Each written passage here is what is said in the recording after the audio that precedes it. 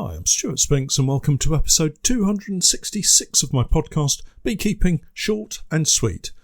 It's been an interesting week, more sunshine and showers, the nectar on the borage keeps flowing in, but locally we're close to the summer nectar flow shutting down. The tap is about to get turned off and the next phase of the season begins.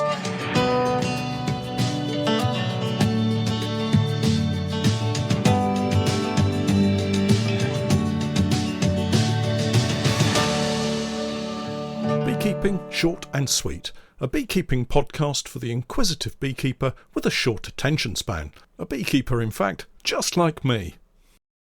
Hi everyone, welcome back once more. Another busy week has just flown by, and now we head into the peak of the borage flow for us, if it hasn't just happened. I suspect it's nearing the tipping point and might have just another week or so before it really starts to dry up. Everywhere else, I'm seeing fruits forming on blackberries, limes and other flowering plants that our colonies have been foraging on, and I'm going to predict a great year for blackberries or brambles, such has the weather been. As we drive from apiary to apiary, it's really easy to pick out the sweet chestnut trees in flower, and these are now starting to change from the bright yellowy green colour that the flowers have when first open to the slightly brown tinged colour of pollinated flowers and the beginnings of fruit buds forming. Sunshine and showers have been the order of the week, and it looks set to continue like this for the rest of the month. We've had some very heavy showers, and when the clouds break, warm sunshine. There hasn't been the prolonged dry heat wave of last year, and so I think maybe the colonies have been able to benefit from a decent nectar flow this summer. We were back at the borage this week, shuffling supers around. Quite a number of colonies have filled and capped at least a couple of supers and are moving upwards into the third, fourth, or in one or two instances, their fifth super. These newly worked supers have been moved down beneath the capped supers to hopefully encourage more bees to get cracking in them, storing more honey, capping them over while this opportunity lasts. Borage honey is very light, and I found out this week, to my surprise, pleasant surprise I have to say, subtly floral when eaten straight from the comb. It's a beekeeper's perk, of course, born of a beekeeper's cock-up, dare I say. Let me explain. Our supers for the Langstroth hives don't have any spacers in them. We do it manually. There are a few with spacers, but for the most part they don't have any spacing. So if you put the supers on quickly, you're in a hurry, it's going to rain or it's late in the day, you want to get home or you're distracted. Can you tell that I'm trying to make up some excuses for myself here? Anyway, I left a rather large gap between a couple of super frames in a couple of boxes. Enough for the bees to decide they were going to fill the gap with comb just over an inch thick, which they filled with honey and capped. As I lifted the boxes apart, it fell out in a really nice chunk, yelling out to be kept and taken home. The taste of honey straight from the comb, or in fact eaten with the comb as normal, is a real joy, and when it's literally just out of the hive, you get all of the wonderful flavours, and I was genuinely pleasantly surprised by the subtle flavours of borage comb honey. So this comb came out of the swarm I rescued the previous week and detailed how I set them up in the last podcast. I had given them a total of 4 supers and was pleased to see that they were working in 3 of the 4 supers when we revisited them. One was filling nicely with brood, while the other 3 boxes were occupied, but only 2 were being actively worked. When you're looking at how bees are working in supers, it's important to follow my usual mantra of resource management.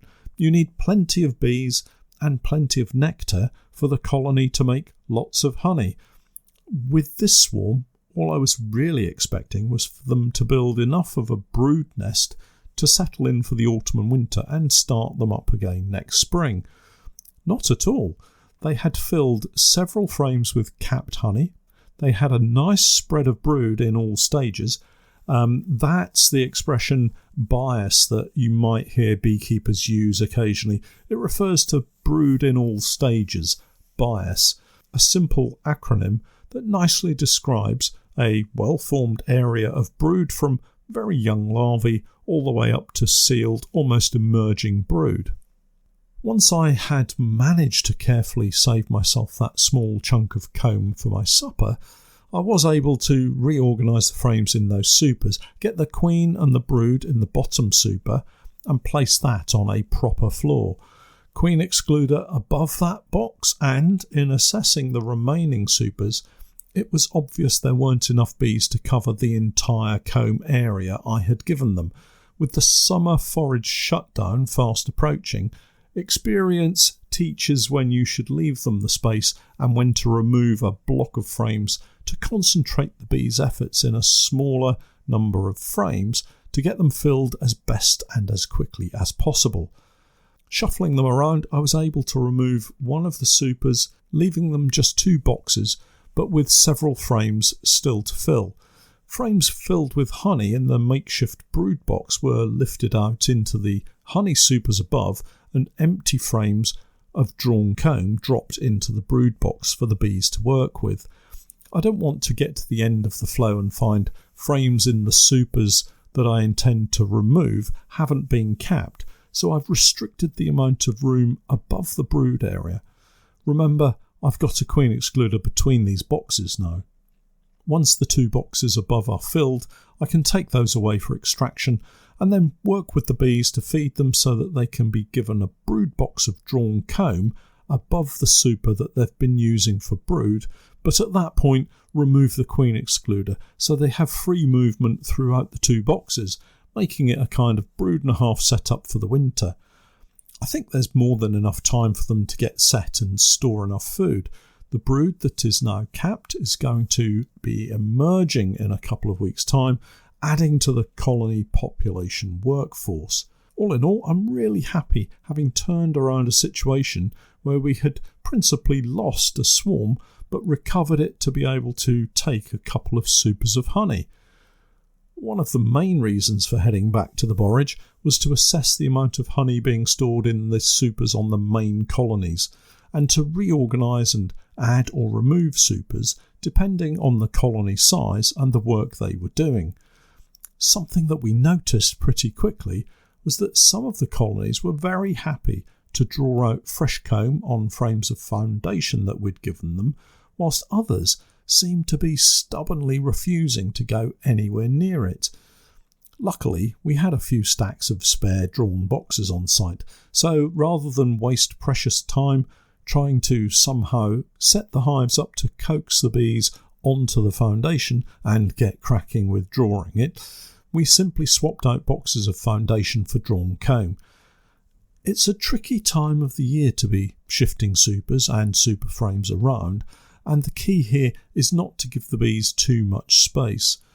What we're really trying to achieve in most situations is the storing of the summer honey in one box at a time, somewhat different to the mad spring flow where there seems to be so much nectar you can add several boxes all in one hit.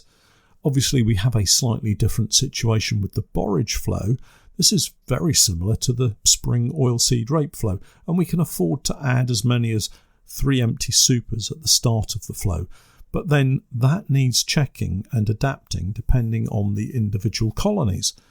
What I'm looking for when I open the supers is a large population of bees working all of the frames in the super or honey box. If you look down at the space between the frames in the supers of well-filled capped honey frames, you'll see the creamy white wax cappings indicating that that frame has at least been capped at the top of that frame. You might want to use your hive tool to lift 1 or 2 of the frames out to see if it's been capped all the way down or if it's just the top couple of centimetres. If it's all capped, the bees are beginning to cap the outer frames and you don't have another super on, I would say it might still be worth popping on another super. A lot depends on the local conditions for you and other factors such as the strength of the colony and whether it's foundation or drawn comb. If you happen to be near a borage or other high nectar flow crop, then you might still get away with foundation. Obviously, if that's all you have, then use it. If you have more than one super on a colony, things get more interesting and exciting. Lifting off that top super may give you something of a surprise, as the weight of a full super can be very heavy indeed. Take care of your bags. I take the same approach with the second super, glancing down to see how the bees are working it. Is it being capped? Do they need more space? Simple to answer questions, but they're always tricky to answer for the beginner beekeeper. Be realistic. Is the nectar flow in your area still going strong, or are you seeing signs of it dropping away? This might be seen where a super has lots of bees in it, but they're not really working the outer frames, indicating that maybe there's not so much nectar coming in now. Be cautious, I would say, when adding more boxes at this time of the year. If you have another crop to look forward to, perhaps Himalayan balsam for instance, then adding another super might be appropriate. As I said earlier, I think we have a couple of weeks, maybe 10 days left. Something we did decide to do while we were at the borage apiary was to remove several supers from colonies where it was obvious they were not going to do anything with them. We'd added extra boxes to most colonies, and now was a good time to be thoughtful about how things were going and to be sensible about what to expect. For the most part, it seems we're in for a great borage crop this year. Colonies that were earmarked as production colonies have performed very well and currently sit with 3 or 4 supers almost full. Interestingly, and as an aside, I was at the Fishing Lakes apiary this week, checking in on the John Harding queen rearing disaster. That's a tale for another time, but the comparison between apiaries and specifically the Forage here at the Fishing Lakes and the borage was totally different. The colonies at the Fishing Lakes are finding it harder and harder to source fresh plants to forage, and it looks like the blackberries and other nectar plants are all but finished. That's nearly 2 weeks earlier than we usually see here at the Fishing Lakes. Anyway, back to the borage apiaries. I wanted to comment on the colony that we decided to treat with the Formic Pro treatment.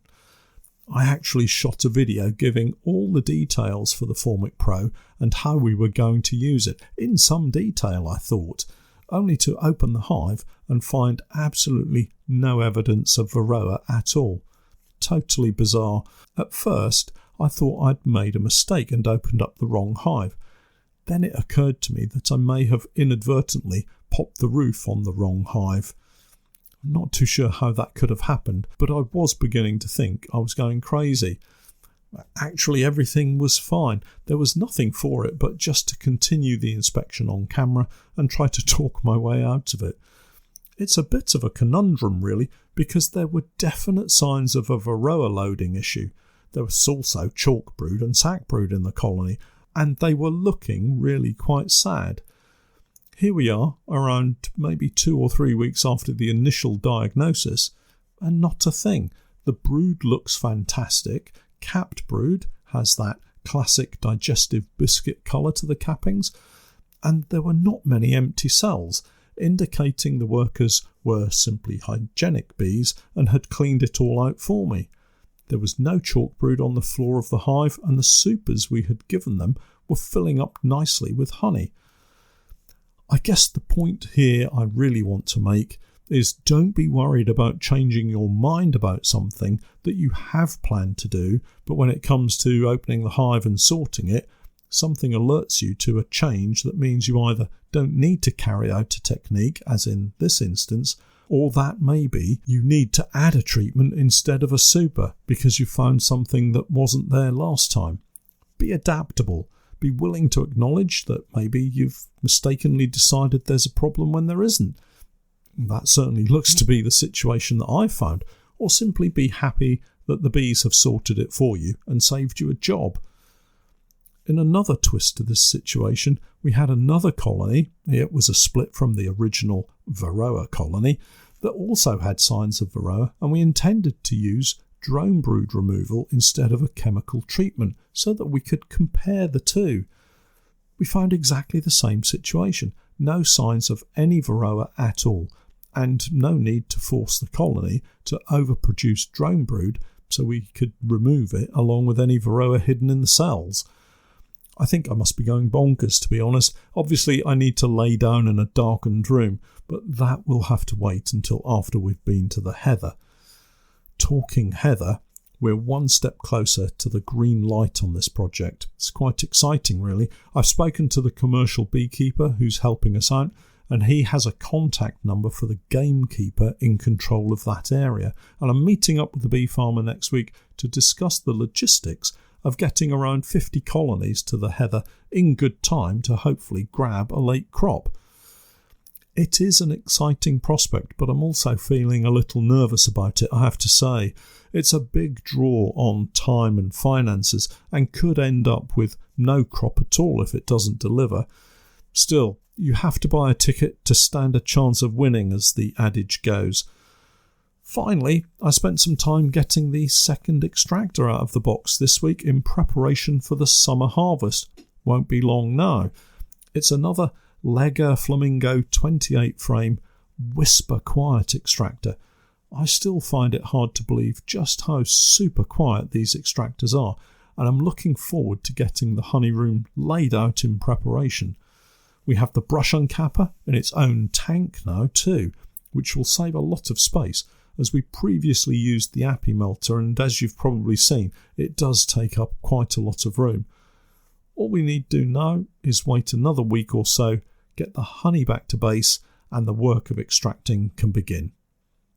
Well, that's it for this week. Don't forget to check out my website, www.norfolk-honey.co.uk, and for my latest videos and podcasts with more updates, tips and techniques, it's the same Patreon page, www.patreon.com/Norfolk Honey.